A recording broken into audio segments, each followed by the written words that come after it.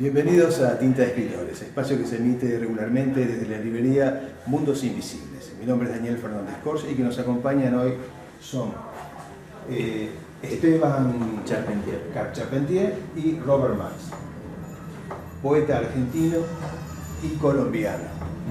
Ellos están aquí en Montevideo hoy presentando una antología, Oír ese río. Esta antología podemos decir que nace de otra antología, Antología para la Mariposa. ¿Es así? Exactamente, sí. Eso fue lo que inspiró a este trabajo en el que, bueno, es la antología de los 5 continentes. Exactamente. Por lo cual están representados poetas de todo el mundo. Y lo que me lleva a preguntarles cómo fue esa selección.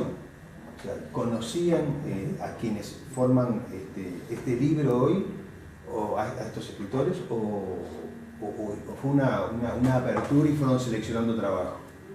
Mira, creo que fue una mezcla de dos cosas, porque en este mundo ya algunos venían de esa antología. Nosotros nos conocimos en un festival de poesía, y estos festivales lo que ocasionan son estas amistades que después siguen a través de las redes sociales y que donde quedan marcas y contactos. Cuando decidimos hacer esta antología, dijimos, ¿cómo hacemos? Bueno, yo convoco a mis amigos y vos convocás a los tuyos. Algunos tenemos en común y empezamos a sumar, y a gente que se sumaba. Sí, yo quiero participar, yo también. En un momento nos dimos cuenta que estábamos casi abarcando a todo el mundo. Nos faltaba, creo que, Oceanía.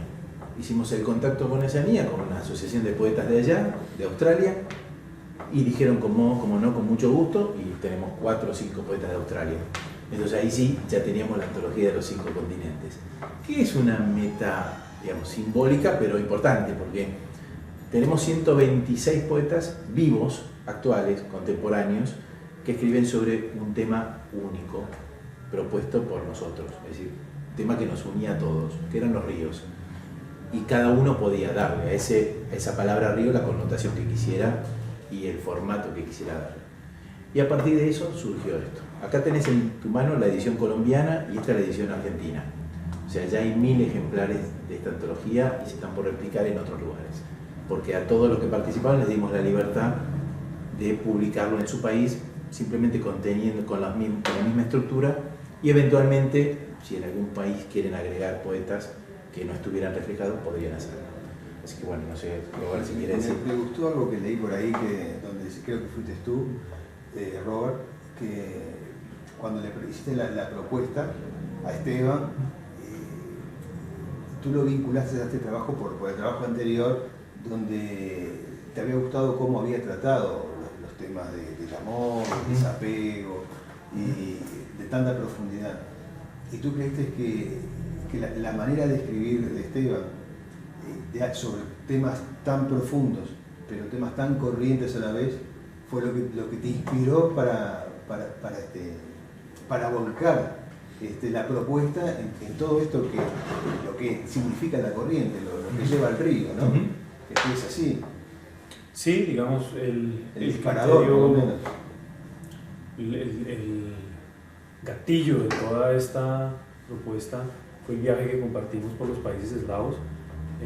Los ríos en esa parte de Europa son tratados de manera muy diferentes que en nuestra América tan joven y tan inconsciente de sus riquezas.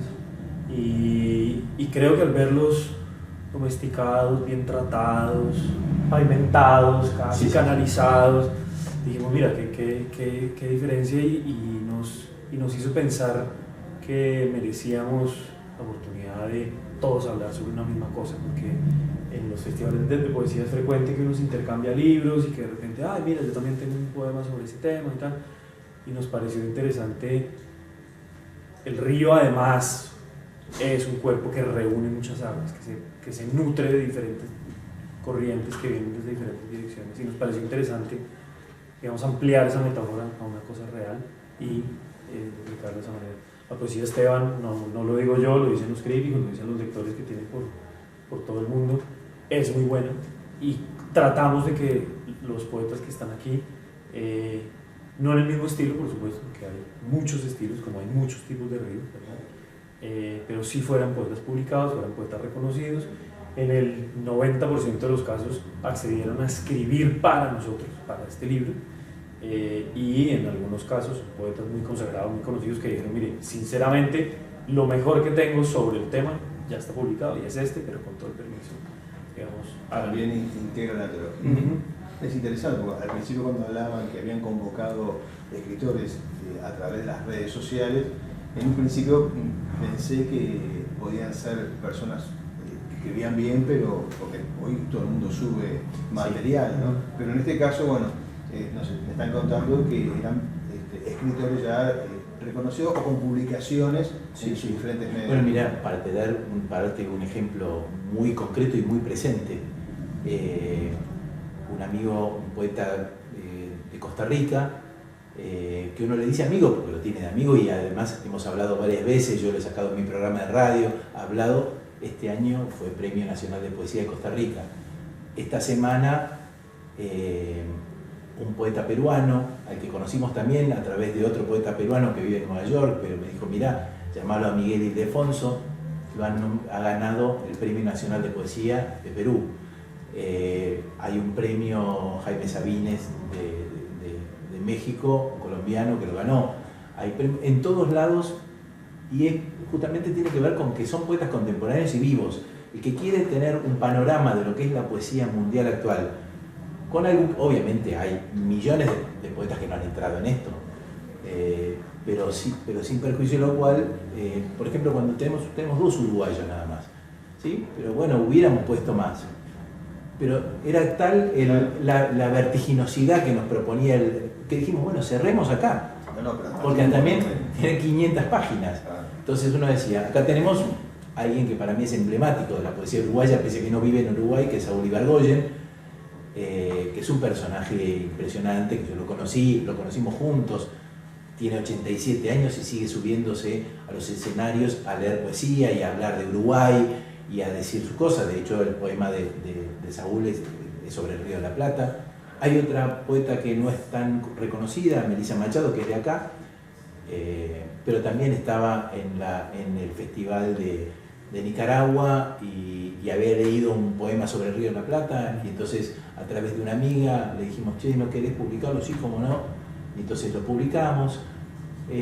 Hay muchas cosas. Esto podría decir, uno decía 126 maneras de hablar sobre el mismo tema de manera diferente, ¿no? Cada uno lo concibe diferente. Hay de todo, hay poemas de amor, hay poemas que tratan historias trágicas de los países, de cada uno de los países, hay de todo lo que te puedas imaginar, formas de tratar gente.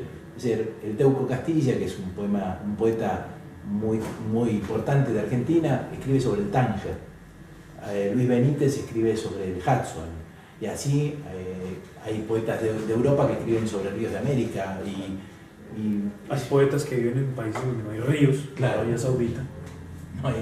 Es interesante qué proyección tienen sobre el río, ¿no? Exacto. Además, ayer hablábamos en el programa de radio justamente con otro poeta, Urupuru, que escribió sobre un río interno de Argentina. Decía, pero ¿cómo un poeta de Arabia Saudita va a escribir sobre el río si no tiene? ¿Y quién, sino un poeta, puede inventar un río en su propia tierra, ¿no? ¿Quién podía llevarle a esa gente la visión de un río?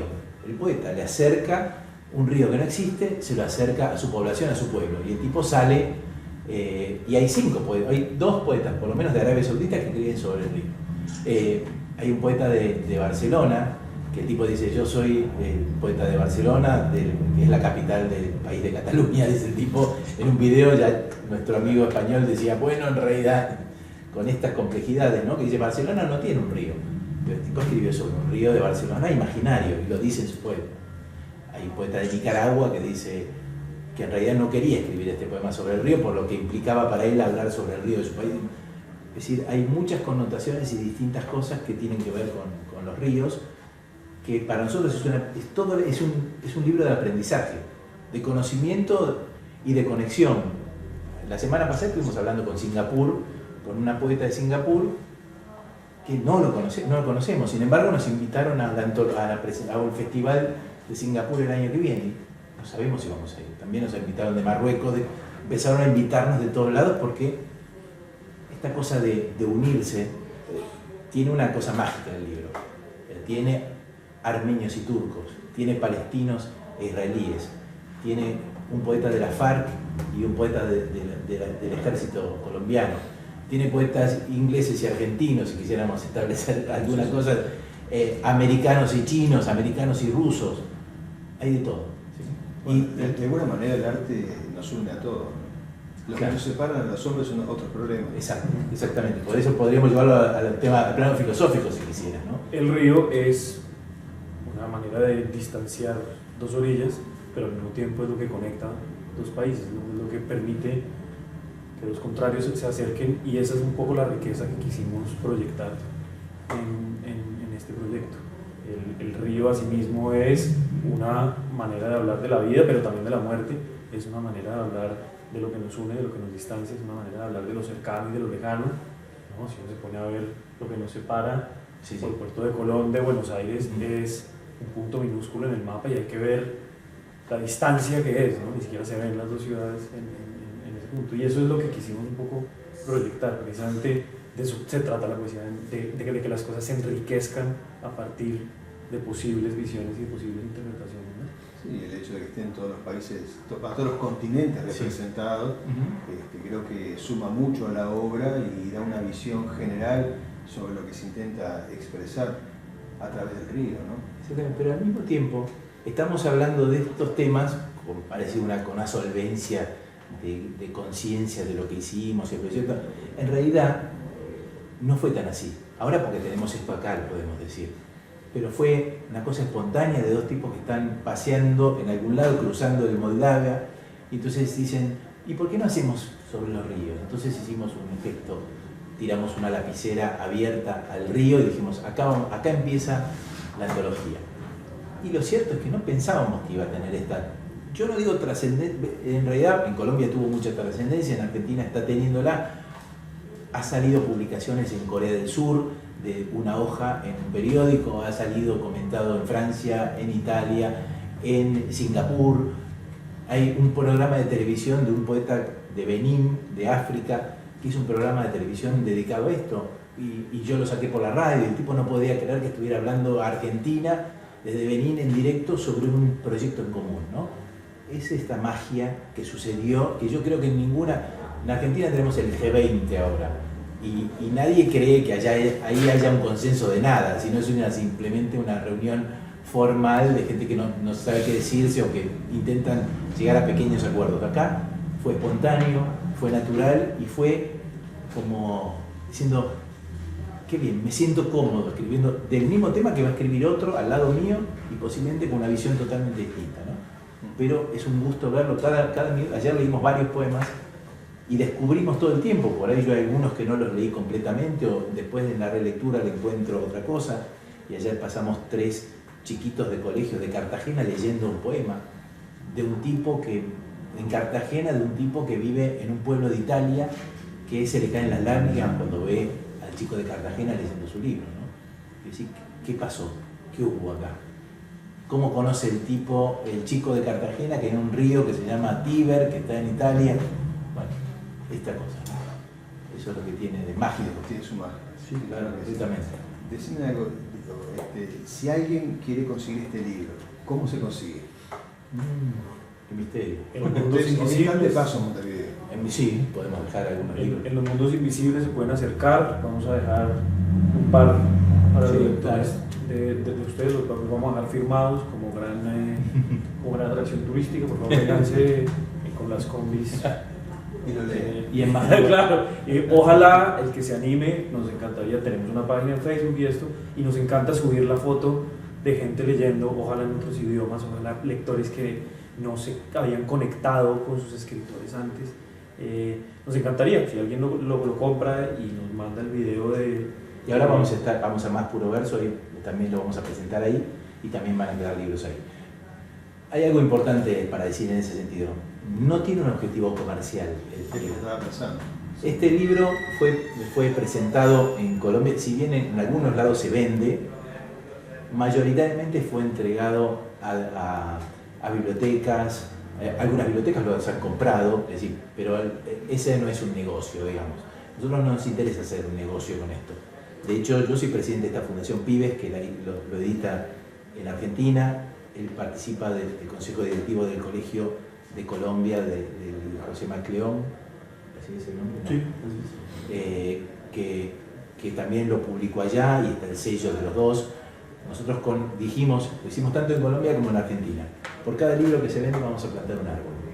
¿Sí? Es decir, no es que recuperamos la plata, sí, no, ¿cómo vamos? ¿Cuántos se vendieron? Esto es un ofrecimiento y una propuesta de dos tipos, pero ya pasan a ser de 126 personas que dicen, che, se puede hablar del mismo tema, se puede estar al lado de otro que piensa distinto que nosotros, se puede estar al lado de un representante de un país con el que estamos en guerra, y estamos los otros que no tenemos que ver con ese mundo y que pertenecemos al mundo de otra cosa, de la paz, de la escritura, de lo que implica la poesía, la literatura, la filosofía, lo que quieras, ¿no? Entonces es muy interesante de ese lado. Los árboles que estamos nosotros emparentando con cada libro de la colección, con cada ejemplar que logremos vender, lo estamos sembrando en cauces de los ríos, en nacimientos, alrededor de resguardos, para precisamente animar a las personas a ir un poquito más allá, ¿no? Nadie nos obliga a hacer esto, nadie nos obliga tampoco a hacer, digamos, punto de equilibrio con las ventas, pero nosotros queremos también animar a las personas, especialmente a los escritores. Se les critica o se nos critica porque estamos encerrados, recluidos, con burbujitas, ¿no? Criticando a veces mucho y sin hacer poco. Entonces lo que queremos hacer es también con esto de animar a las personas a que hagan ambas cosas, ¿no? Y por otro lado también, hoy lo hablábamos con el amigo Chema Cotarelo Rodríguez, que no pudo venir, pero que está ahora, vamos a presentar el libro con él. Esta sensación de los escritores de ¿qué hacemos? Seguimos publicando nuestros libros. ¿Nuestros libros qué difusión tienen? 200, 300, de esos 300 se venden 20, 30, la mayoría son parientes que no lo van a leer, lo van a guardar en algún lado, no lo van a encontrar nunca. Ustedes que están acá en una librería, esta es una forma de darle batalla a un sistema que parece querer montarse sobre esta forma, sobre cosas más etéreas. No, yo lo subí, tal cosa, esto que en Facebook o en lo que sea, vos subís un poema y a los 2 minutos ya desapareció, lo leyeron 4 personas, tenés 5 me gustas y ya está. Por ahí uno se consagra con eso y dice, no, tengo 200 me gustas. ¿Y qué entidad tiene eso? En algo que desaparece instantáneamente, ¿no? La defensa del libro, la forma del libro como permanencia, como esto queda ya. Esto podemos haberlo hecho incluso nosotros y esto queda. Ya hay 500 páginas con una edición hermosa, muy cuidada. Es hermoso ver es decir, el libro se abre, vos lo abrís, el primer poema que está publicado después de una ilustración es en árabe. O sea, lo puede entender un árabe, pero nosotros decimos, ¿y este libro qué es? Yo no voy a entenderlo. Está escrito respetando el margen de la escritura árabe y del otro lado lo tenés en inglés y después en castellano. Y así lo tenés en distintos idiomas que uno no conoce. Uno puede ir a India, por ejemplo, o a Corea del Sur, ¿no? Y uno dice, ¿y esto qué es?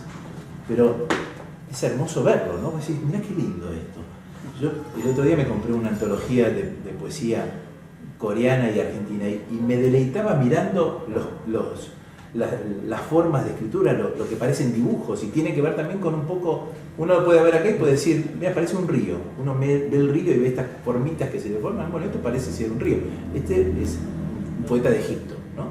Sí, pero la obra igual evoca a la unidad, sí, claramente, a encontrarnos todos sin fronteras, un poco como cantaba Lennon, ¿no? Un mundo sin fronteras. Exacto, sí. Creo que el libro es representativo de esa idea, sí. Y bueno, creo que en un momento en el mundo donde pasan tantas cosas terribles, que exista un libro, una propuesta de esta manera, creo que es un aliciente para la especie, esta especie tan deteriorada que tenemos en este siglo. Y donde se cuestionan el derecho ambiental como si fuera algo, bueno, vamos a ver si cuidamos el medio ambiente o no, porque en realidad Y si total, qué sé yo, ¿qué va a pasar dentro de 50 años? Claro, dentro de 50 años mi hija va a tener 54 años y entonces yo tengo que pensar qué va a pasar.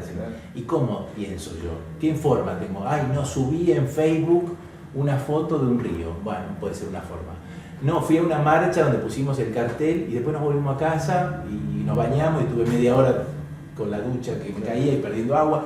Qué sé yo, son estilos, ¿no? Pero digo, empezar a hacer algo concreto, no solo la demostración. Hace rato que venimos charlando sobre esto, sobre la función social del poeta o de la poesía. Todos hablan de la poesía social como la gran cosa, como el progresismo del mundo cultural. No, ¿qué función social cumple el poeta? ¿Qué busca con eso? No solo poner palabras donde mencionamos a gente que le va mal, que sufre, que llora, que le pasan cosas. No, además, ¿qué hace el poeta por eso? Porque yo escribo el poema y después ¿qué hago? Me voy a casa, lo publico, lo subo en Facebook, ay, tuve 80 me gusta, que bueno, ya está, me voy a dormir tranquilo.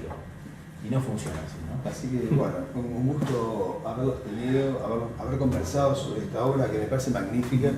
Y en definitiva, bueno, tanto Esteban como Robert han logrado, con los colaboradores de esta excelente obra, transmitir un mensaje. Y ese mensaje se puede encontrar, por lo menos acá en Montevideo, en 2 librerías. Donde estamos hoy, Mundos Invisibles, y donde van los poetas luego, que es Puro Verso. Muchas gracias y nos volvemos a encontrar en la próxima edición.